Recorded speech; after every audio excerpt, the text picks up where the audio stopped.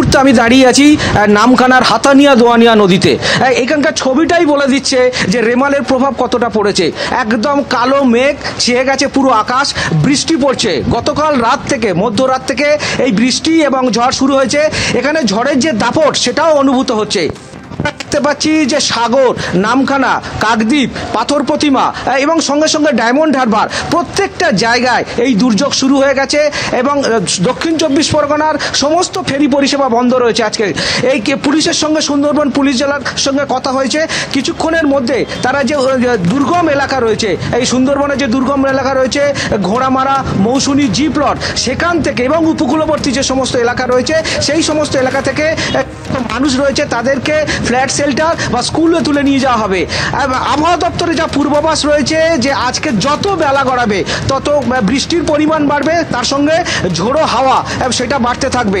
একেবারে সুন্দরবনের যে আশঙ্কার মেঘ সেটা পুরো সুন্দরবনের এখানকার মানুষজন তাদের চোখে মুখে ফুটে উঠছে, তারা কার্যত আতঙ্কিত। ধেয়ে আসছে রেমাল এবং 135 কিলোমিটার প্রতি ঘন্টা বেগে যখন এটা ল্যান্ডফল হবে তখন এরকমই থাকবে তার গতিবেগ। এবং তার আগে আজকে সকাল থেকে বৃষ্টি এই উপকূলীয়বর্তী অঞ্চল, পূর্ব মেদিনীপুর জেলা, তার মধ্যে অন্যতম মন্দারমণি, শঙ্করপুর, তাজপুর, এই অঞ্চলগুলোতেও কিন্তু টানা বৃষ্টিপাত হচ্ছে। হালকা থেকে মাঝারি হলেও কিন্তু কন্টিনিউয়াস প্রসেসেই চলছে এই বৃষ্টি।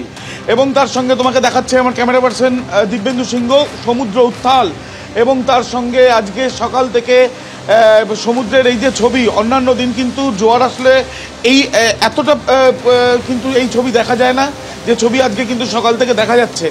এবং প্রশাসনের তরফ থেকে রেস্কিউ সেন্টার ইতিমধ্যে তৈরি রাখা হয়েছে। উপকূলীয়বর্তী অঞ্চলে যারা থাকেন, যারা এই যেখানে থাকছেন সেখানে এই ঝড়ের যে প্রভাব, সেই প্রভাবে এর আগেও যারা ক্ষতিগ্রস্ত হয়েছিলেন বা বাড়ি উপকূলীয়বর্তী অঞ্চলে থাকার জন্য ক্ষতিগ্রস্ত হয়েছিল, তাদেরকে অন্যত্র নিয়ে যাওয়ার জন্য যে প্রক্রিয়া থাকে প্রত্যেক ঝড়ের আগে, সেই প্রক্রিয়াগুলো কিন্তু ইতিমধ্যে প্রশাসনের তরফ থেকে নেওয়া হচ্ছে। এবং ছবিটা দেখলেই বোঝা যাচ্ছে যে সমুদ্রের উত্তাল হওয়ার ছবি, এবং যত সময় গড়াবে তত বৃষ্টি বাড়ে কিনা বা সেই বৃষ্টির প্রভাবে কোনো ক্ষয়ক্ষতি হয় কিনা এবং তার সঙ্গে সমুদ্রের কি ছবিটা থাকে সেটাই কিন্তু দেখার। রাত্রি 11টা থেকে রাত 1টার মধ্যে ল্যান্ডফল হওয়ার সম্ভাবনা। এবং এর আগে দেখা গিয়েছে যখন এই ল্যান্ডফল হয় যে কোনো জায়গায় উপকূলীয়বর্তী অঞ্চলগুলোয় কিন্তু ব্যাপকভাবে প্রভাবিত হয়। পাসিং পয়েন্ট যেটা হলে, যেটা আপনার ল্যান্ডফল যেটা সম্ভাবনা আছে, গভীর রাত্রে নাগাদ সম্ভাবনা আছে সম্পূর্ণ হওয়ার। দুপুর থেকে বা সকালের কিছুক্ষণ পরের থেকেই আমাদের আপনার ওয়েদার তো আজকে অলরেডি আমার শুরু হয়ে গেছে। আপনার যেটা আউটার ব্যান্ডে হয় 27 তারিখ দুপুর পর্যন্ত, এই সময়ে 24 ঘন্টা যে সময়, এই 24 ঘন্টা হচ্ছে আমাদের দক্ষিণবঙ্গের জন্য সবথেকে ক্রুশিয়াল সময়।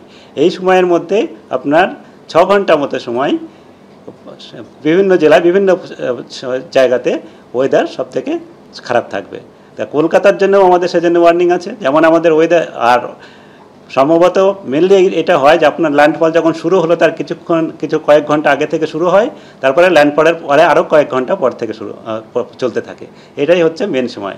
এবার ল্যান্ডফলের আপনার এক্সাক্ট টাইমিং আমরা যেমন পাশাপাশি যেমন বলেছি, ওইরকম আপনার 2-4 ঘন্টা প্লাস মাইনাস আপনার যেটা হয় সেই মতোই আপনার ওয়েদারটাও শুরু বা শেষ হয়।